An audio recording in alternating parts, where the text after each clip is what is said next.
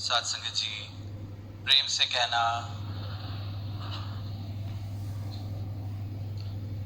आज लगभग एक महीने बाद इधर 8 नंबर ग्राउंड में आप सबके बीच इस रूप में शामिल होने का जो अवसर मिला है। और हम सभी ने अभी अनाउंसमेंट्स भी सुनी, जहां आज शाम को ही समागम के बाद आगे दूर देशों के लिए यात्रा शुरू है आज रात से ही। और सदगुरु माता जी ने आज ही नवंबर समागम की भी, सालाना समागम की भी हम सबके साथ ये जो तारीखें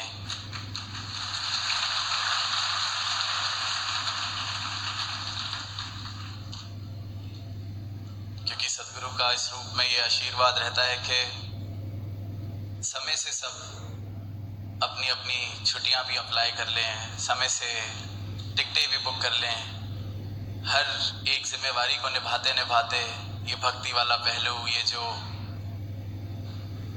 महोत्सव, एक संत निरंकारी समागम, उसमें सभी बढ़ चढ़कर योगदान दें और अपने इस भक्ति भरे जीवन को और परिपक्व करते चलें। और इस भक्ति की राह पर जब हम चलते हैं, इस भक्ति के, इस प्रेम के महासागर में जब डुबकियां लेते हैं,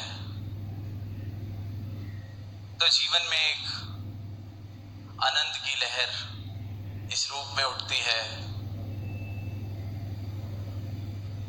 कि जीवन का रूप ही ऐसा परिवर्तन जीवन के अंदर आता है कि किसी परिस्थिति का फिर भक्त मोहताज नहीं रहता। भक्त का जो आनंद है वो किसी परिस्थिति का मोहताज नहीं रहता। सुख दुख के ऊपर एक आनंद की अवस्था सदगुरु के चरणों से जुड़कर, इनके ब्रह्म ज्ञान से जीवन में आनी शुरू होती है। और अक्सर इस भक्ति के रिश्ते को जब हम सदगुरु के साथ निभाते हैं, तो कई बार दिल में भाव आते हैं जिन्हें हम प्रार्थना रूप में, अरदास रूप में रखने की कोशिश करते हैं। जब कभी साकार के आगे अवसर मिले तब, या फिर निरंकार रूप में हम अरदास करते हैं, प्रार्थना करते हैं।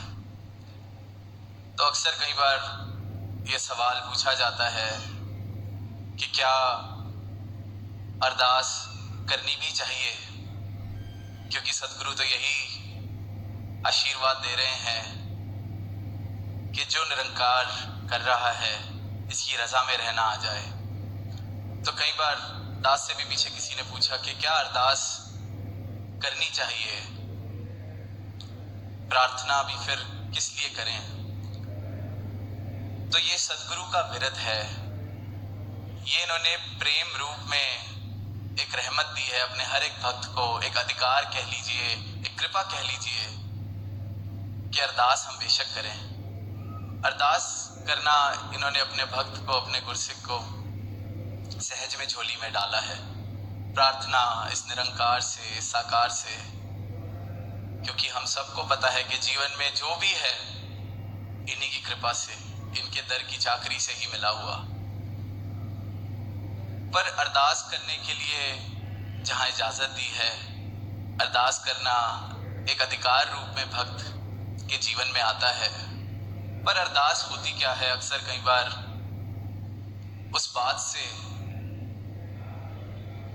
हम मेल नहीं खा पाते हैं।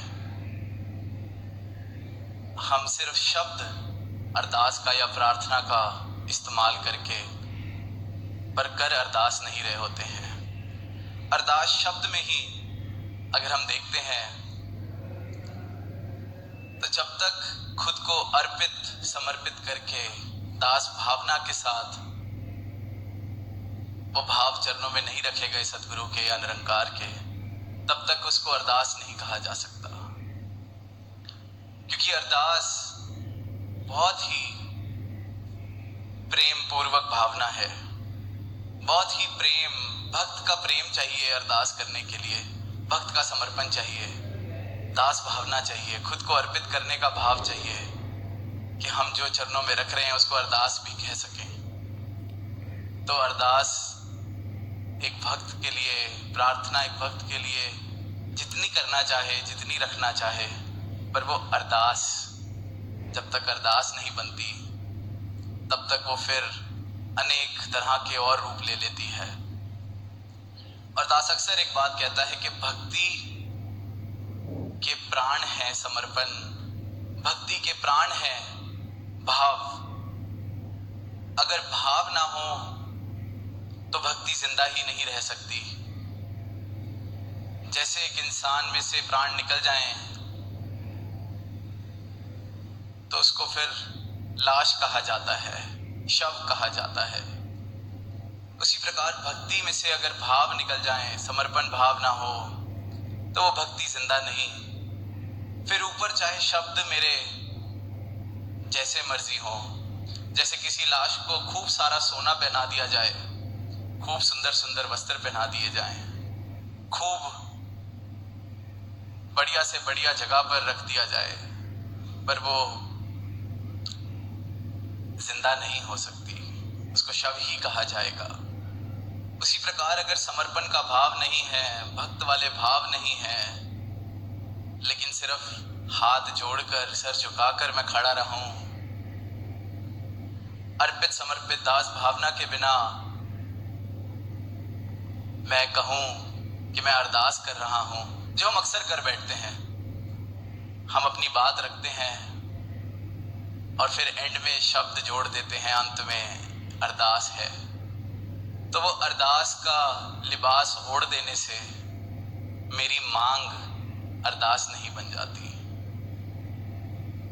हम अरदास का लिबास उड़ाकर अक्सर मांग रहे होते हैं, क्योंकि अरदास जब कोई भक्त करता है तो वो इस रूप से करता है परमात्मा के आगे, सदगुरु के आगे, कि ये आपने अगर इजाजत दी है तो ये अरदास, पर इसके बाद आपकी इस अरदास को प्रवानगी मिलती है नहीं मिलती,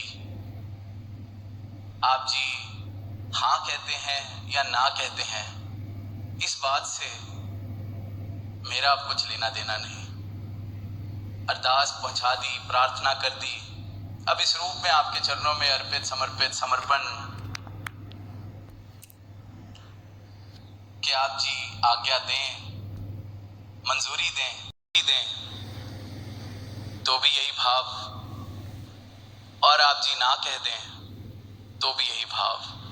परमात्मा के आगे प्रार्थना की ये ध्यान है, पूरा कर दे या ना करे, इस बात से भक्त की भक्ति पर, भक्त की अवस्था पर कोई असर नहीं। तभी भक्त आनंद में है, क्योंकि समर्पित हो चुका है, अर्पित कर चुका है खुद को। क्योंकि अगर आज्ञा मिलनी ही चाहिए जब कोई अरदास करी जाए, तो वो अरदास नहीं, फिर वो मांग बन जाती है कि मैं आपसे मांग रहा हूं, मैं मांग रहा हूं कि मेरा ये ध्यान है, इसको पूरा किया जाए। मैं मांग रहा हूं, मुझे ये चाहिए, इसे पूरा किया जाए। और पूरा नहीं होगा तो अनेक तरीकों से मेरी अवस्था, मेरे हाव भाव, मेरी चाल ढाल सब बदल जाएगी। और ये मांगे, क्योंकि हम जब बड़े होते हैं या समाज में या दुनिया में अपने रिश्ते निभाते हैं, तो अक्सर यही कुछ पैतरे हैं, यही कुछ तौर तरीके हैं जो हम सब ने सीख लिए हैं कि नाम हम प्रेम का देते हैं किसी रिश्ते में, पर अपनी बात मनवाने के लिए कभी खाना नहीं खाएंगे, कभी बात नहीं करेंगे, कभी मुंह फेर लेंगे, कभी फोन नहीं उठाएंगे, ताकि सामने वाले को मजबूर कर दिया जाए कि बात माननी ही पड़नी है। हर घर में हम जब छोटे बचपन से ही इस तरह की चीजें सीख लेते हैं, क्योंकि घर पर, समाज में जिन रिश्तों को प्रेम के रिश्ते कहा जाता है, उधर भी यही नेगोशिएशन, यही टैक्टिक्स पैतरे के माँ बाप से आज ये बात मनवानी थी, अपनी मर्जी का कुछ खाना बनवाना था, नहीं मिला तो बच्चे को पता है अब आज रोटी ही ना खाओ तो खाना तो मर्जी का बनेगा ही बनेगा, चाहे बाहर से ही मंगवा के देंगे पर जरूर ला के देंगे। तो ऐसा प्रेम ही हमने सीखा है, ऐसे ही भावों को, ऐसे ही तौर तरीकों को हम प्रेम कहते आए हैं। तो इसलिए हमें लगता है कि प्रेम ये प्रेम ही है, पर असल रूप में ये भोलेपन में शुरुआत इन तौर तरीकों की होती है, पर बड़े होते होते हम ये तौर तरीके तो नहीं छोड़ते, इसके रूप बदल जाते हैं। हम सीधे मुंह बात करना छोड़ देते हैं, हम खुद को तकलीफ देनी शुरू कर देते हैं, अपनी तबीयत खराब कर लेते हैं कि अब सामने वाले को मजबूर होना ही पड़ेगा बात मानने के लिए, और फिर हम कहते हैं ये तो प्रेम का रिश्ता है। पर हमें ये नहीं समझ आ रहा होता कि हम प्रेम की आड़ में भी हिंसा ही कर रहे हैं। किसी को मजबूर करना अपनी बात को मनवाने के लिए, बस हाथ नहीं उठाया, फिजिकली किसी को हार्म नहीं किया, पर ये हिंसा का एक अनोखा रूप है जो हर घर में हम करते हैं। हर इंसान अपने हर रिश्ते में किसी ना किसी तरीके से करता है, और इंसान की भी गलती नहीं, क्योंकि उसको प्रेम होता क्या है ये पता ही नहीं है। प्रेम तो जब इस परमात्मा के साथ एक बेगर्ज उल्फत, बिना किसी मांग की उल्फत जब जीवन में आती है, सदगुरु से जब प्रेम होता है, सदगुरु के चरणों से जब प्रीति दिल की जुड़ती है, तब समझ आता है कि प्रेम कहाँ किसे जाता है। फिर ये भाव भी समझ आने लगते हैं कि अब तक प्रेम के नाम पर मैं करता क्या आया हूं, क्या मैं कर रहा हूं। क्योंकि जिसने ये प्रेम का, परमात्मा के प्रेम का, सदगुरु के चरणों के प्रेम का रस चख लिया, वो फिर कैसे वापस अपने पुराने तौर तरीकों में जाए, वो फिर कैसे उस तरह की नासमझियां फिर दोबारा करे।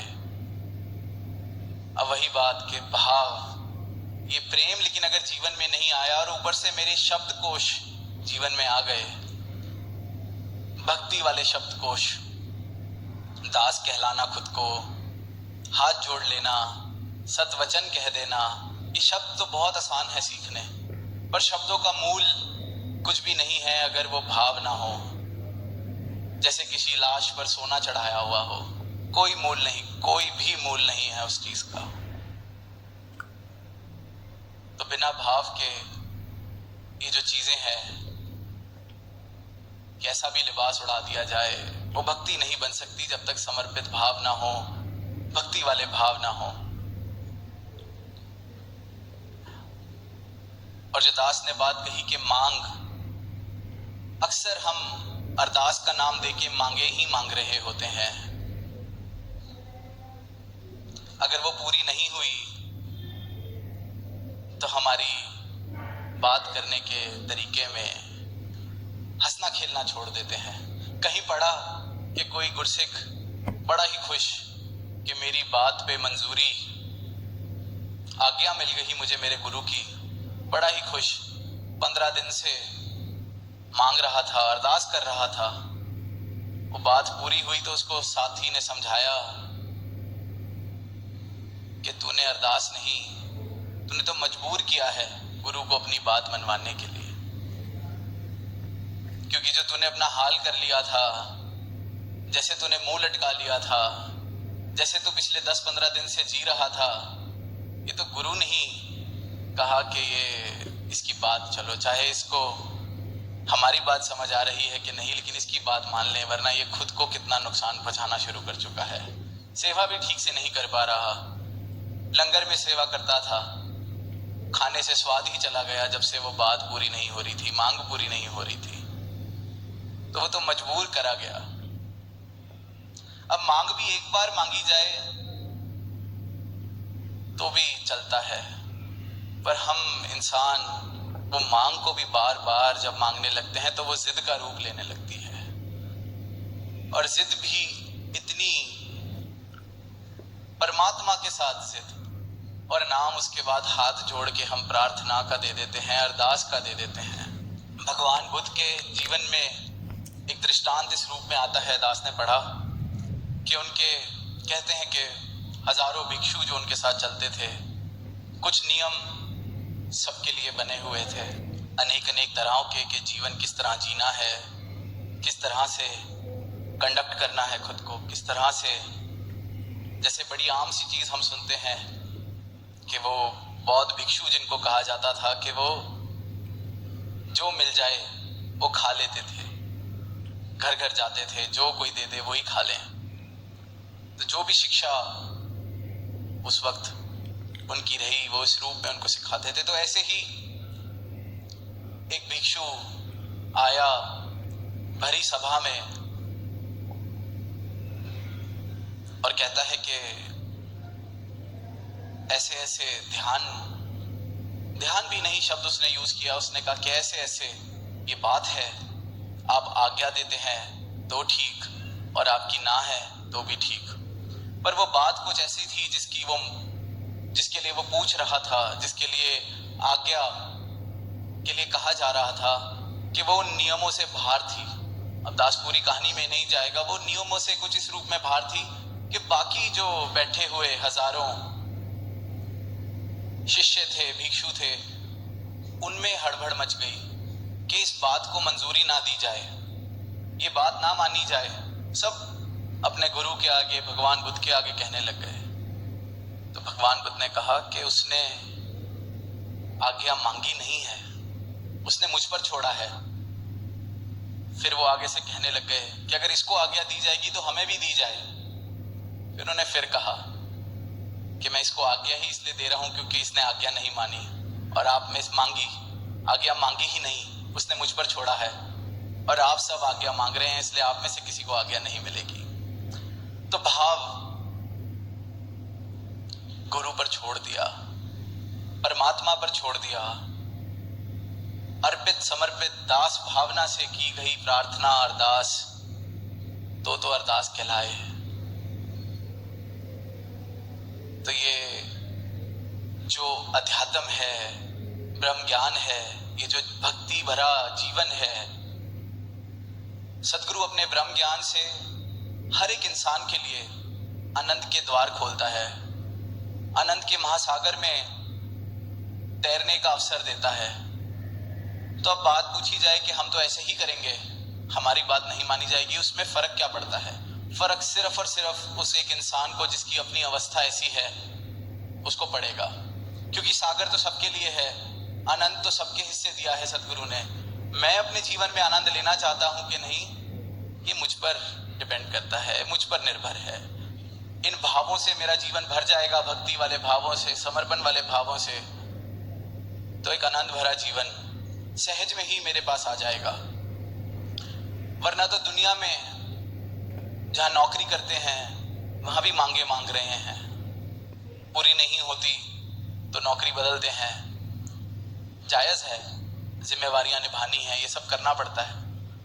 पर ये मार्ग भक्ति वाला, सेवा वाला, यहाँ पर भी वो दुनिया वाली मांगे, दुनिया वाले नियम अगर ले आएंगे तो जो रास्ता था जहां से मोक्ष प्राप्त होना था, मुक्ति प्राप्त होनी थी, आनंद प्राप्त होना था, उस रास्ते पे भी हम ही पत्थर बन के खुद बैठ गए हैं अपने लिए। एक कहानी पढ़ी काफी हजारों साल पहले, कहते हैं कि किसी गुरु के पास जो उनके शिष्य थे वो वहीं रहते थे, तो एक छोटा बच्चा भी शिष्य, 7-8 साल की उसकी उम्र, बड़ा ही कुशल, बड़े ही उसके अंदर गुण, गुरु का भी बड़ा प्यारा। एक दिन उससे गलती से एक चाय की केतली जो बहुत ही खास, बड़ी ही नकाशी उस पर अलग तरीके की हो रखी, और गुरु को बड़ी प्यारी, गुरु उसी से ही अपनी चाय पीते थे, गलती से उससे टूट जाती है और जैसे ही टूटती है पहले तो घबराता है, इकट्ठा करता है अपने हाथ में। अब सामने से जब गुरु आते हैं तो पीछे छुपा लेता है और गुरु उसको देखते हैं। वो गुरु को देखता है तो बस इतना ही पूछता है कि एक सवाल था आपसे। कहते पूछो।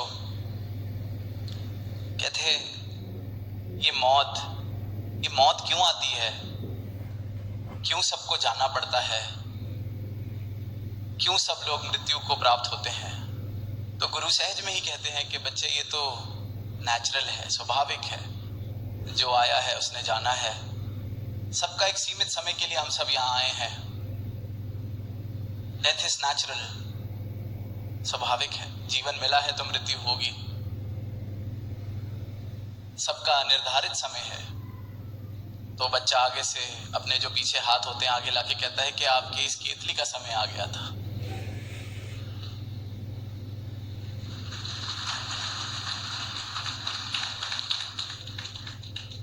और गुरु हंस के उसको बहुत प्यार देते हैं। अब फिर वही इस बात की जब खबर फैलती है तो हर कोई ऐसे ही तरीके, जो गलती करी उसको चालाकी से सोचते हैं कि अब हम ये जवाब दे दें, हमें भी गुरु प्यार देगा, थापड़े मिलेंगे। पर वहाँ भाव नहीं होता, वहाँ चालाकी बन जाती है। फिर गुरु एक दिन सबको समझाते हैं कि उसको प्यार इसलिए दिया था, उसने भोलेपन में, बहुत ही सहज में, बहुत ही भोलेपन में किया था जो किया था। और मैं सिर्फ और सिर्फ भाव देखता हूँ। जितने तुम नाटक कर लो मुझसे और दूर होते चले जाओगे। मेरे पास रहकर भी अगर भाव नहीं है तो मुझसे बहुत दूर चले जाओगे। ये नकल करनी छोड़ दो, अपने भाव जिंदा करो। और वही बात दास अंत में कहेगा कि भाव भक्ति के प्राण है, और भाव नहीं है तो एक लाश को तो जितना मर्जी सजा लिया जाए उसकी कोई कीमत नहीं है, कोई भी कीमत नहीं है। तो वो भोलापन जो इस निरंकार से जुड़कर, सदगुरु से जुड़कर जीवन में आता है, उस भोलेपन में सब प्रवान है। पर वो भोलापन अमूल्य है, कोई कीमत नहीं उसकी। वो भक्ति भावों से ही आता है। तो यही अरदास सदगुरु माता जी के चरणों में कि आप ब्रह्म ज्ञान जिस रूप में सबको दे रहे हैं, इतनी खुली आवाज सारे ही संसार को, पर इसको प्राप्त करने के बाद जो जीवन में एक क्रांति आ सकती है, परिवर्तन आ सकता है, आनंद आ सकता है, आनंद की लहरें उठ सकती हैं। इस प्रेम के महासागर में जो जीवन बिताया जा सकता है, आप ऐसी कृपा करें कि आपका हर एक गुरसिक ऐसे ही आनंद में जीवन बिताता चला जाए। प्रेम से कहना